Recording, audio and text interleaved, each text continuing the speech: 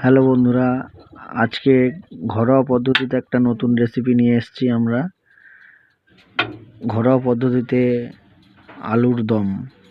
কিছু পেঁয়াজ কুচিয়ে নিয়েছি, কিছু টমেটো, অল্প একটু আদা রসুন পেস্ট, এখানে মটরশুঁটি নিয়েছি, দুটো কাঁচা লঙ্কা কুচিয়ে নিয়েছি, অল্প একটু ধনেপাতা নিয়েছি।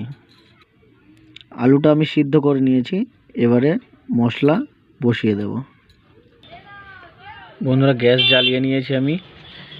কড়া হালকা গরম হয়ে গেছে। আমি এবার দিয়ে দেবো সর্ষের তেল।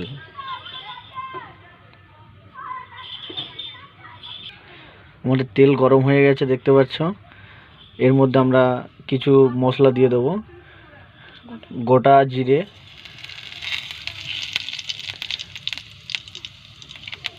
অল্প একটু দারচিনি আছে, অল্প একটু তেজপাতা আমরা দিয়ে দিলাম।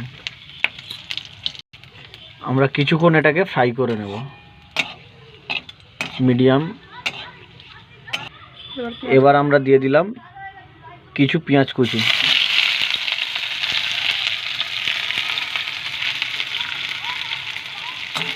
দিয়ে আমরা কিছুক্ষণ ফ্রাই করে নেব।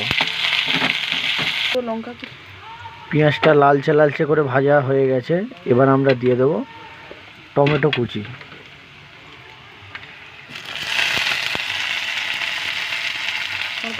ওই সঙ্গে দিয়ে দেবো দুটো টমেটোর উপরে লঙ্কা কুচানো। আবার কিছুক্ষণ এটাকে ফ্রাই করে নিয়ে মশলা থেকে যখন তেল ছাড়তে শুরু করবে তখন একটু পরে দিয়ে দেবো আদা রসুন বাটা। এবার দিয়ে দেবো স্বাদ মতো লবণ।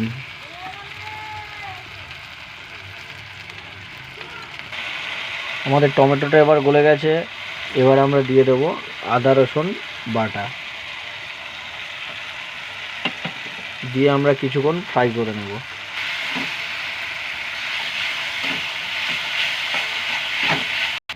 এবার দিয়ে দেবো কিছু হলুদ গুঁড়ো।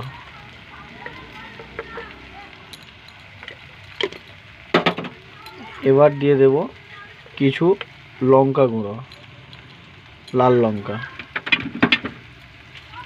এবার দেবো অল্প একটু কাশ্মীরি লঙ্কা।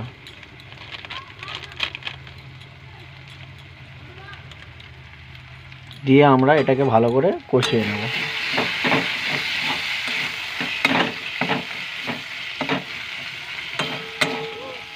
একটু সামান্য একটু জল দিয়ে আমরা রেডি করব।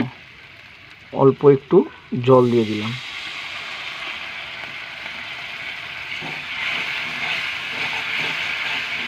দেখুন বন্ধুরা, আমাদের মশলা থেকে তেল ছেড়ে দিয়েছে।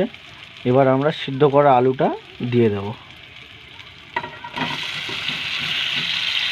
দিয়ে কিছুক্ষণ প্রায় আধা ঘন্টার মতো আমরা কষিয়ে নেব। প্রায় আমাদের আধা ঘন্টা হয়ে গেছে কষানো। তো এবার আমাদের অল্প একটু মটরশুঁটি দিয়ে দেব।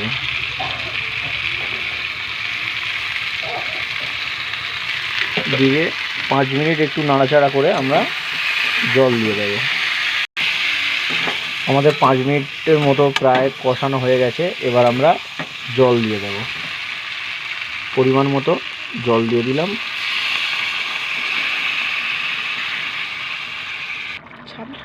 আমাদের আলুর দম রেডি হয়ে গেছে। এবার অল্প পরিমাণ মিষ্টি দিয়ে একটু ধনেপাতা কুচানো দিয়ে আমরা লাভিয়ে দেব। আপনারা যদিও এখানে কেউ ঘি দিতে চান তো ঘি দিয়ে লাভিয়ে নিতে পারবেন। এখানেই আমাদের আলুর দম রেসিপি সম্পূর্ণ।